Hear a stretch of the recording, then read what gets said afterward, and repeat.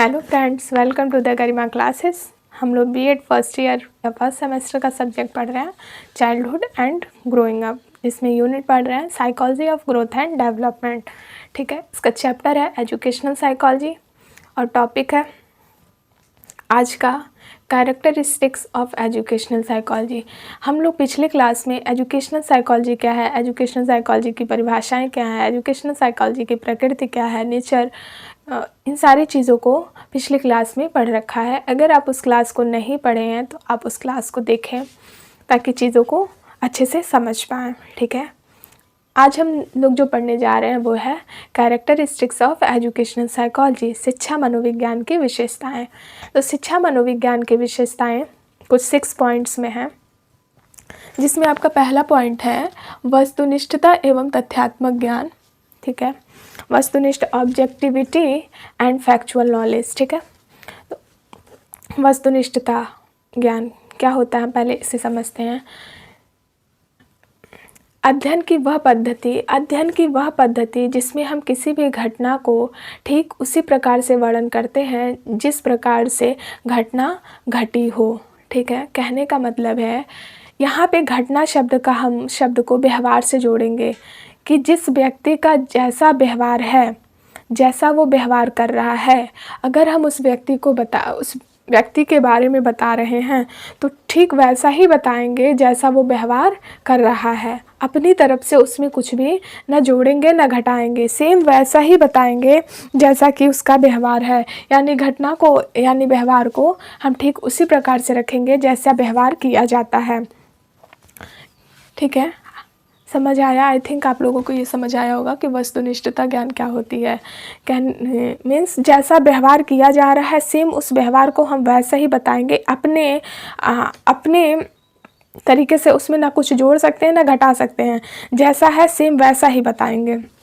इसे ही कहते हैं वस्तुनिष्ठता ज्ञान। ठीक है, इसमें अपनी भावनाओं को व पूर्वाग्रहों को नहीं जोड़ा जाता है। ठीक, तथ्यात्मक ज्ञान वो ज्ञान होते हैं जो विधि, नियम और सिद्धांत के तहत हम अध्ययन करते हैं। इसमें कोई भी हवाई बात नहीं होती, इधर उधर की बातें नहीं होती हैं, जैसा है सेम वैसा ही उस चीज़ के बारे में हम विधि, नियम और सिद्धांत के तहत अध्ययन करते हैं। ठीक, आई थिंक आप लोगों को पहला पॉइंट समझ में आया होगा कि वस्तुनिष्ठता एवं तथ्यात्मक ज्ञान क्या है। सेकंड पॉइंट है आपका निरीक्षण, परीक्षण एवं प्रयोग। ठीक है, निरीक्षण को समझते हैं कि कार्यक्रम की वह गतिविधि जिसमें हम यह देखते हैं कि कार्य कैसे हो रहा है। मीन्स यहाँ पे कार्यक्रम का शब्द हम व्यवहार से जोड़ेंगे कि जैसा व्यक्ति व्यवहार कर रहा है तो उस व्यवहार के बारे में हम देखेंगे कि वो व्यवहार किस स्थिति में कैसा कर रहा है। ठीक है, उसकी गतिविधि क्या है, उन सारी पहलुओं को देखेंगे और जानकारी को इकट्ठा करेंगे। ठीक, निरीक्षण का मतलब कि व्यवहार जैसा हो रहा है उस चीज़ को हम देखेंगे और उसकी सारी चीज़ों को, सारी पहलुओं पे ध्यान देंगे और उसकी जानकारी को इकट्ठा करेंगे। ठीक है, आई थिंक आप लोगों को निरीक्षण समझ में आया होगा। परीक्षण वह मानकीकृत प्रक्रिया है, वह पैमाना है जिसमें हम एक प्रारूप तैयार करते हैं। ठीक है, जैसे मान लीजिए कि आप एक ग्रुप ले लीजिए 10-15 लोगों का, तो उसमें प्रत्येक व्यक्ति का स्वभाव, रुचि, अभिव्यक्ति, अभिक्षमता, ये सारी चीज़ें अलग अलग होंगी। तो उन सारी चीज़ों पे जब हम परीक्षण करेंगे तो उन सारी चीज़ों का पैमाना जब बनाएंगे सारे व्यक्तियों का तो अलग अलग होगा। ठीक है, तो वही प्रारूप को हम उसमें तैयार करते हैं परीक्षण में। अब प्रयोग जिस शिक्षा मनोविज्ञान में विधि, नियम और सिद्धांत के तहत प्रयोग करते हैं, तो इन सारी चीज़ों को जब हम जानकारी इकट्ठा कर लेंगे, इन सारी चीज़ों जब हमें नॉलेज में आ जाएगा तो हम उस व्यवहार पर प्रयोग करेंगे जो विधि, नियम और सिद्धांत के तहत होगा। ठीक है, चलते हैं थर्ड पॉइंट की तरफ, कार्य कारण संबंध क्या होता है आपका, ये इंटरडिपेंडेंट होते हैं। कार्य कारण एक दूसरे पे इंटरडिपेंडेंट होते हैं। कहने का आशय है कि जो कार्य हो रहा है, जो भी कार्य हो रहा है, किस कारण से हो रहा है, हम इस चीज़ को इसमें देखते हैं। तो यहाँ भी कार्य का मतलब व्यवहार से ही लिया जाएगा कि व्यक्ति का व्यवहार जैसा है वो किस कारण से हो रहा है, व्यक्ति का व्यवहार, हम इस चीज़ को इसमें देखते हैं। जैसे कि मान लीजिए कि आप क्लास में हैं, ठीक है। हम लोग क्लास में जब हुआ करते थे तो हम लोग के 6-7 टीचर हुआ करते थे, पर सब्जेक्ट एक टीचर आया करते थे। तो हम बच्चे समझ जाते हैं कि कौन से टीचर के टाइम पे कैसा बिहेव करना है, इस तरीके से आप समझ सकते हैं। तो हम लोग देखते थे कोई टीचर ऐसे भी होते थे जो बच्चों को बहुत डांटते नहीं थे, बोलते नहीं थे, क्लास में आया पढ़ाया बैठे, तो बच्चे उनकी क्लास में अपने ढंग से रहा करते हैं, ठीक है। अपने तरीके से रहेंगे बच्चे, अपने डेस्क से उठ के फ्रेंड के डेस्क पे चले गए, बैठ गए, बात कर लिए, चले आए, उनके सब्जेक्ट में दूसरे के सब्जेक्ट का काम कर रहे हैं, इन सारी चीज़ें को होता है। तो कार्य क्या हो रहा है, कारण क्या है, दोनों चीज़ें हमें पता चल रही हैं, दोनों चीज़ें हमें दिखाई दे रही हैं, इस चीज़ का हम इसमें देखते हैं, ठीक है।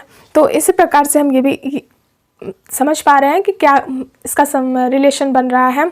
यदि अध्यापन विधि, दूसरे एग्जाम्पल को आप ले लीजिए कि अगर अध्यापन स्तर निम्न होता है, अगर क्लास में विद्यार्थियों के रुचि के अनुसार क्लास नहीं चलती है, ठीक है, उनके रुचि के हिसाब से अगर क्लास नहीं है, उस सब्जेक्ट को रुचि के अनुसार, उसके इंटरेस्ट के अनुसार, क्या स्टूडेंट के इंटरेस्ट के अनुकूल नहीं है वो चीज़ें, तो बच्चे उस क्लास में इंटरेस्ट नहीं लेते और वहाँ पे जो अधिगम स्तर होता है, सीखने का स्तर होता है जो, वो लो हो जाता है।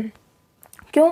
क्योंकि वो बच्चे इंटरेस्ट नहीं ले रहे हैं, क्योंकि उस सब्जेक्ट को इंटरेस्ट करके नहीं पढ़ाया जा रहा है, ठीक है, समझ पा रहे हैं, उस चीज़ को इंटरेस्टेड नहीं बनाया जा रहा है, तो बच्चे उस सब्जेक्ट में रुचि नहीं ले रहे हैं, इंटरेस्ट बिल्कुल नहीं रह रहा है, तो वहाँ पे जो बच्चों को सीखने की दर है वो क्या होगी, लो हो जाएगी, ठीक। तो समझ पा रहे हैं, तो वहाँ पे भी कार्य और कारण हमें दिखाई दे रहा है। आई थिंक आप लोगों को कार्य कारण संबंध समझ में आया होगा, ठीक है। चौथा पॉइंट है आपका सामान्यीकरण या सार्वभौमिकता। सामान्यीकरण या सार्वभौमिकता से तात्पर्य है कि व्यक्ति का जो व्यवहार है वो हमेशा अनिश्चित होती है, ठीक है।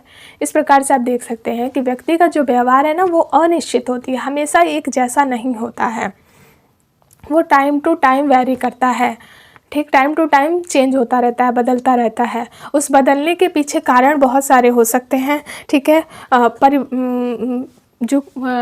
परिवर्तन के जो कारक हैं बहुत सारे हो सकते हैं रीजन उसके, लेकिन आप इस तरीके से देखिए कि अगर आप किसी शॉप पे गए हैं, ठीक है, तो कोई आप 1 kg 2 kg 15 kg 20 kg कोई सामान ले लिया, कोई मटेरियल आपने ले लिया, अब पूरे होल वर्ल्ड में आप जाके उसको अगर वेट कराएंगे तो जितना वेट का लिए आप उतना ही वेट का पाएंगे।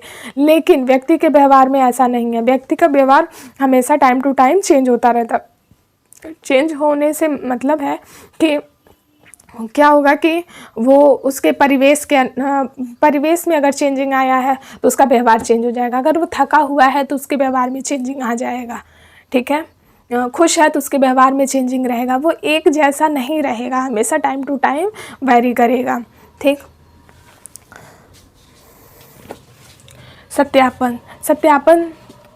सत्यापन से तात्पर्य है आपका कि यदि यहाँ पे देखिए, अगर व्यक्ति के व्यवहार को हम देखते हैं, एक सत्यापन कर रहे हैं, तो आप एक व्यक्ति का 1 बार सत्यापन करिए, 2 बार सत्यापन करिए, 3 बार सत्यापन करिए, आप जितनी बार चाहे उतनी बार सत्यापन कर सकते हैं।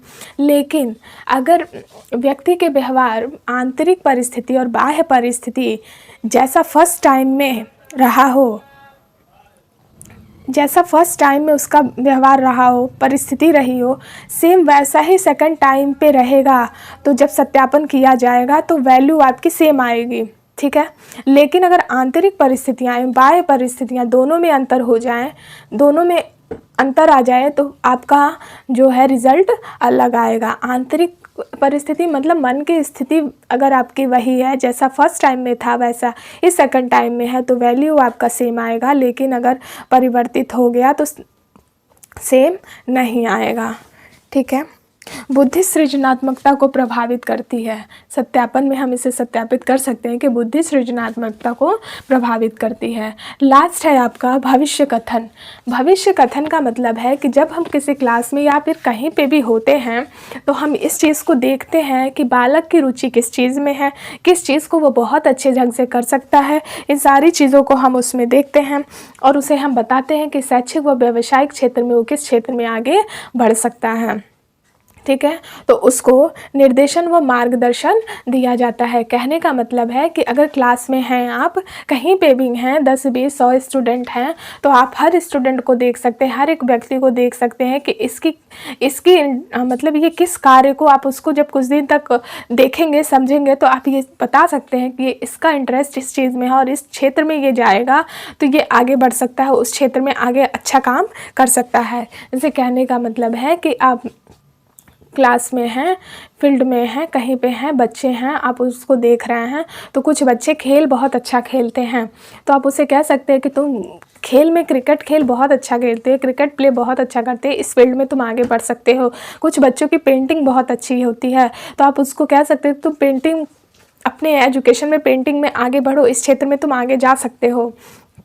तो इसे ही कहते हैं भविष्य कथन, कि उसके बारे में जानना और फिर उसे सही मार्गदर्शन, सही निर्देशन व मार्गदर्शन देना कि वो उस दिशा में आगे की तरफ बढ़े। ठीक है, तो आज हम लोगों ने पढ़ा characteristics of educational psychology. I think आप लोगों को ये समझ आया होगा कि कैरेक्टरिस्टिक्स ऑफ एजुकेशनल साइकोलॉजी क्या है। ठीक, हम लोग पिछले क्लास में पढ़ चुके हैं कि एजुकेशनल साइकोलॉजी क्या है, definition of educational psychology, nature of educational psychology. आज हम पढ़े हैं कैरेक्टरिस्टिक्स ऑफ एजुकेशनल साइकोलॉजी। ठीक है, अगर आपको ये वीडियो अच्छी लगी हो, ये क्लास अच्छा लगा हो, तो like, subscribe, comment and share ज़रूर करें ताकि और लोगों तक ये क्लास पहुँच सके। ठीक, thanks for the watching video. Thank you.